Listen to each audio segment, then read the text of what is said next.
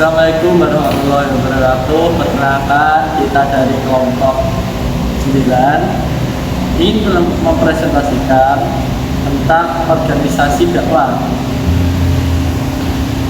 yang beranggotakan yang pertama itu Erika Imam Maulana, yang kedua itu Nur Lailatul Maulidiyah, yang ketiga Ilham Al-Faruq, saya sendiri sebagai perwakilan.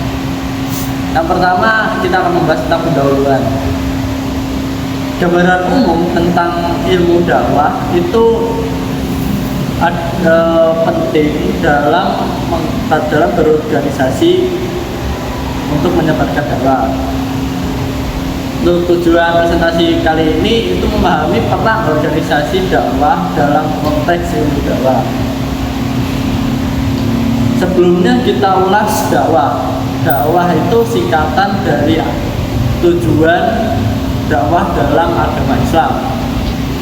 Jadi agama itu sebagai upaya menyampaikan pesan agama kepada orang lain dengan tujuan mendekatkan diri kepada Allah Subhanahu wa Ta'ala.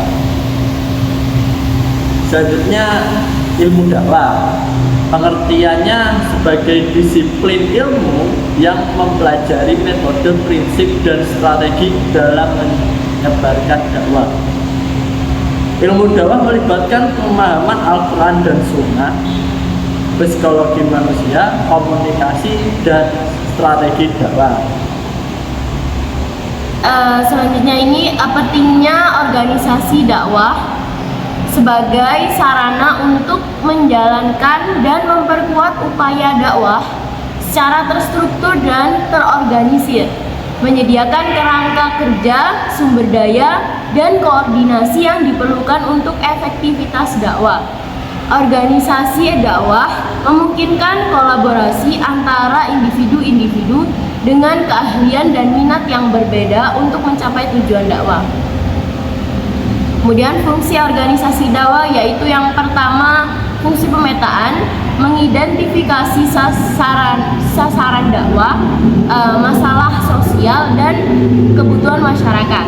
Kemudian yang kedua fungsi perencanaan, merumuskan strategi, tujuan, dan program dakwah.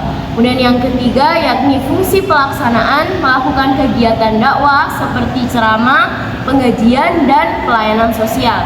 Kemudian yang terakhir fungsi evaluasi, yakni mengevaluasi efektivitas dan dampak kegiatan dakwah yang dilakukan. Struktur organisasi dakwah, penjelas tentang struktur organisasi dakwah yang umumnya terdiri dari pemimpin atau penanggung jawab, pengurus, divisi atau divisi kerja, dan anggota. Setiap bagian memiliki tugas dan tanggung jawab yang spesifik dalam menjalankan kegiatan dakwah. Ini adalah contoh dari organisasi dakwah. Kita di sini mengambil tiga lembaga, yakni yang pertama adalah Muhammadiyah, didirikan pada tanggal 18 November 1912 oleh Kiai Haji Ahmad Dahlan, dan yang kedua adalah Nahdlatul Ulama, didirikan pada tanggal 31 Januari 1926 oleh Kiai Haji Hashim Asy'ari, dan yang terakhir ada LDII, didirikan pada tanggal 3 Januari 1972 oleh Dr. Andes Nur Hashim dan kawan-kawan.